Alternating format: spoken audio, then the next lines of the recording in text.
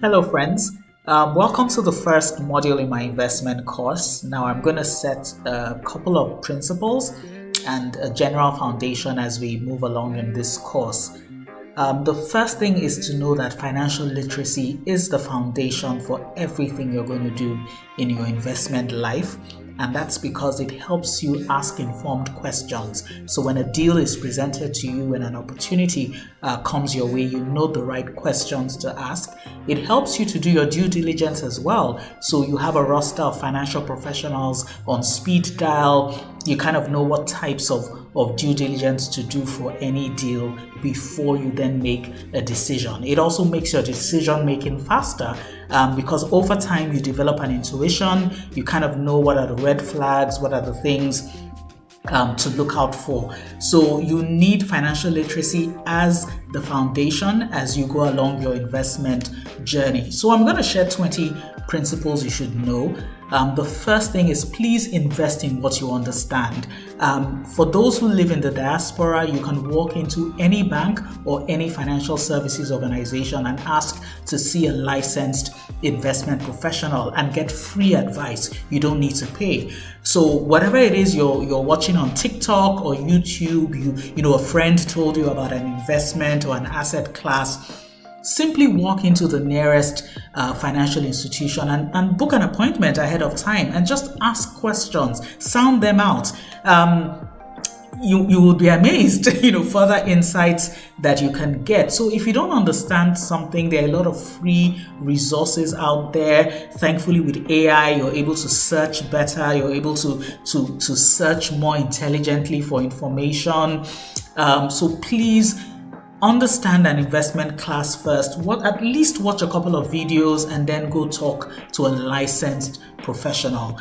The next thing is please know your risk profile. There are a lot of people who don't want to lose any money. You're a conservative investor, but yet you say you want 30% return on investment. It's never going to happen. Risk is proportional to reward, and even in taking risk, please don't invest in more than what you can afford to lose. So if you're going to do anything high risk, at the back of your mind, just ask yourself, if I ever lose this money, am I going to cry? If the answer is yes, you're better off not investing that amount of money. So please, if you have a low risk profile, don't invest in anything high risk, no matter how sensational it appears.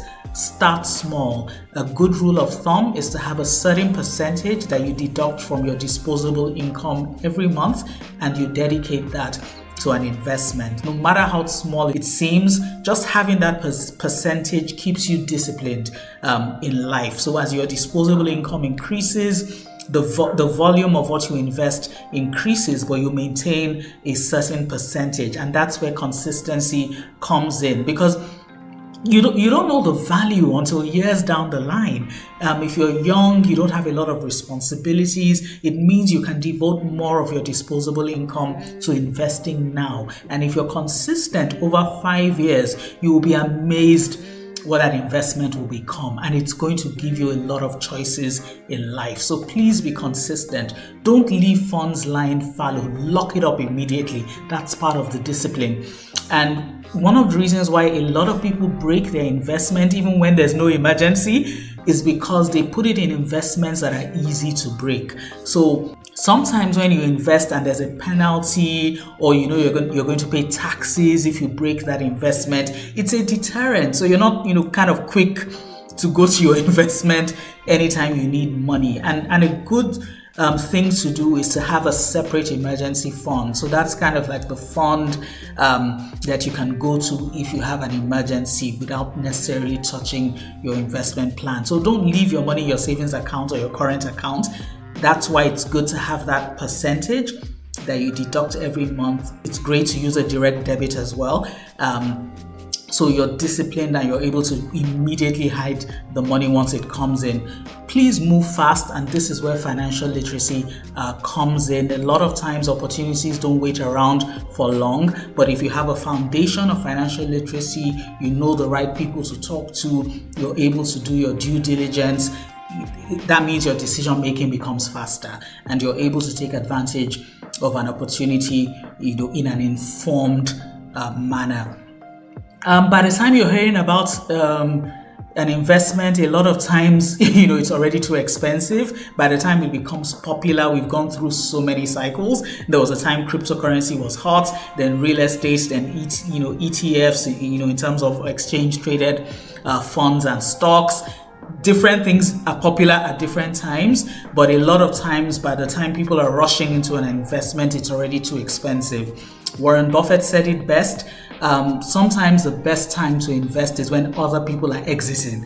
As long as the fundamentals are sound and it's going to come round again, the cycle is going to come round again. Sometimes the best time is when the prices have crashed and everybody else is moving out of that investment. So try not to pay top dollar for a lot of investment opportunities, especially when everybody else is crowding into it.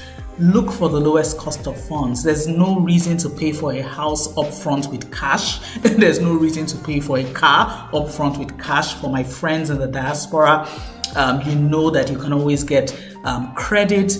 For my friends in Africa, you know that sometimes if you've been out of a job, say for a year or two, you can dip into your pension funds to start a business. So that's low cost of funds. You don't need to borrow from the bank if that sort of arrangement is available to you in Africa. So as much as possible, if you can get a mortgage, you can also shop around. Look for the lowest rates that you can get. Shop around. And that's one of the reasons why your credit has to be good, so that way you can get credit when you need to for really expensive assets and you're not having to pay out of pocket. So please look for the lowest cost. Don't be quick to pay cash for everything, but use leverage with caution. Leverage in this context is debt.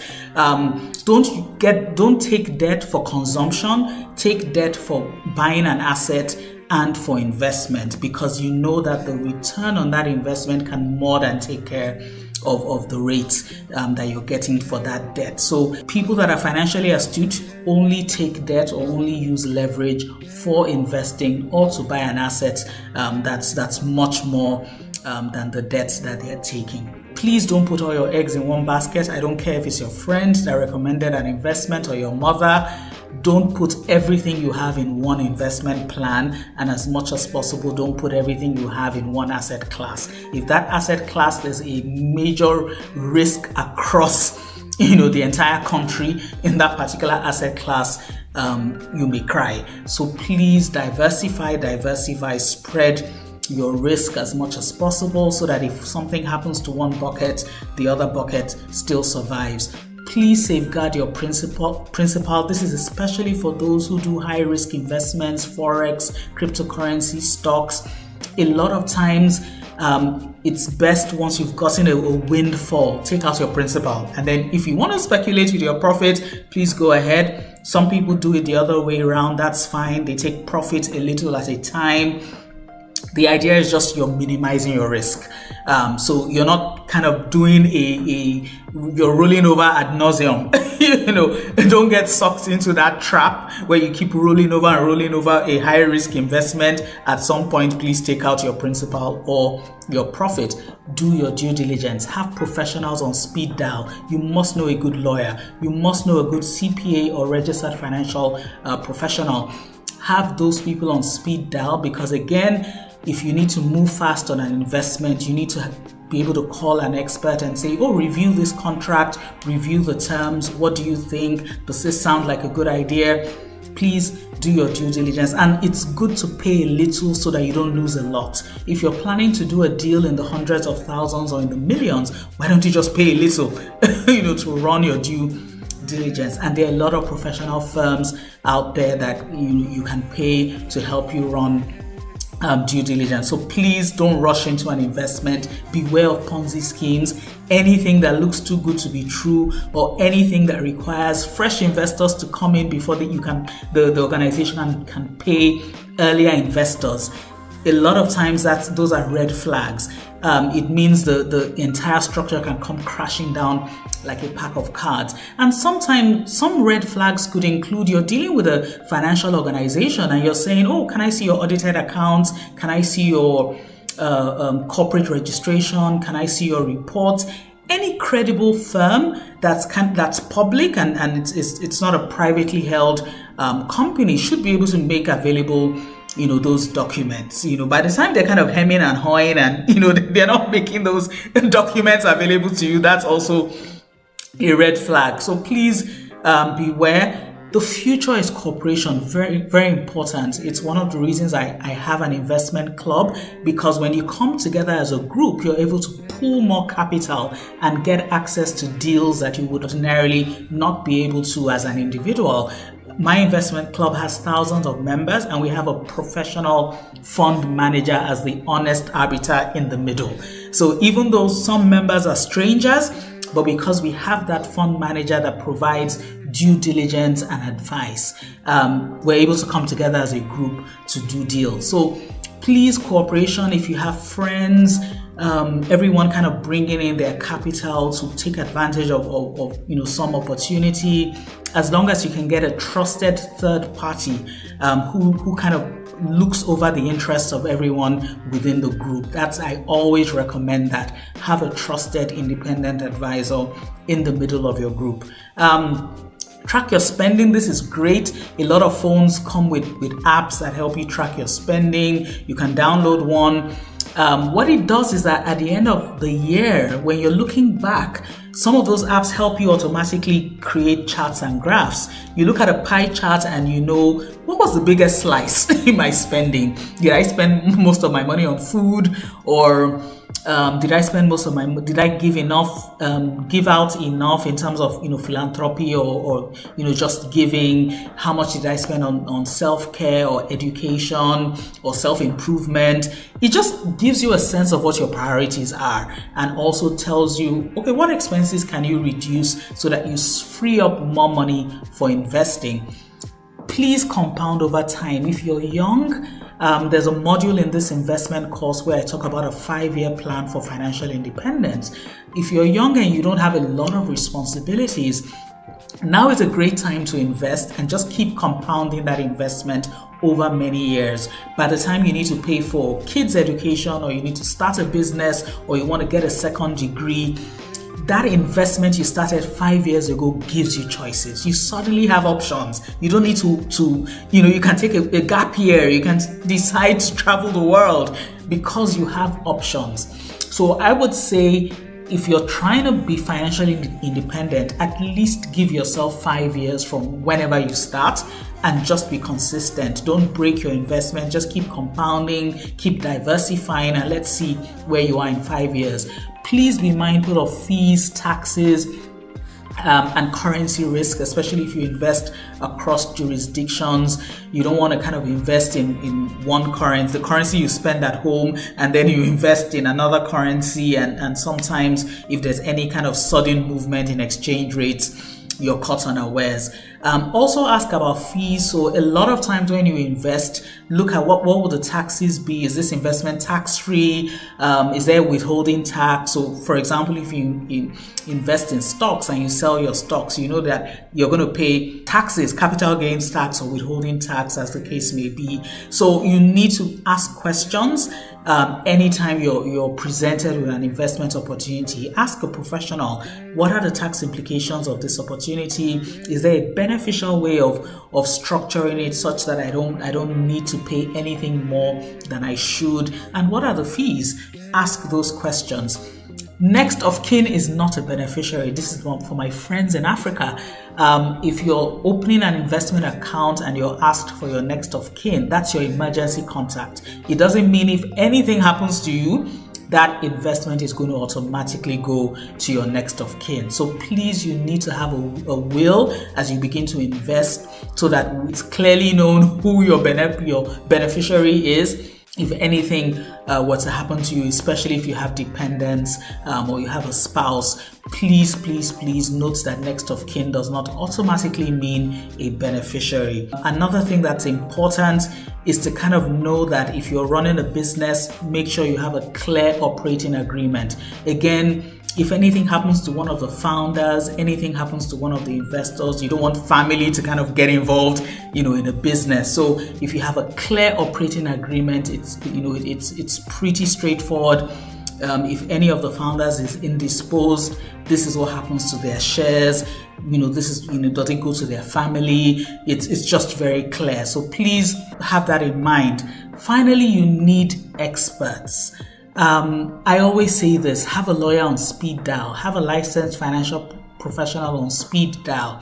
And that's because there are times when you're going to need to make a quick decision. And if you don't have the financial literacy, or you don't know that much about that investment class or that asset, you might not be able to make a good decision. So sometimes just having those experts in your corner, even if you have to pay for advice, you have to pay for expertise, it's better to pay a little now than to lose a lot, especially if you're doing deals in hundreds of thousands or millions. Please pay for an expert, or like I said, there's some that are free. You can walk into a bank, but for specialized transactions, chances are you're going to need to pay for an expert. It's one of the reasons why I set up my wealth mastermind group, so that I can talk to people one-on-one, and I can really just have a small group for people who need more specialized information than they would generally get from a free course. And then finally, please know when to stop. This again is for my high risk friends. Take your profit. A lot of times, once you have a target, be disciplined. If you've hit your target, liquidate that investment, or at least take out your principal. And then if you want to speculate with your profit, you can go ahead. But please know when to stop, particularly for high risk investments. So I'll see you in the next video, in the next module. Thanks for listening, and I wish you all the best.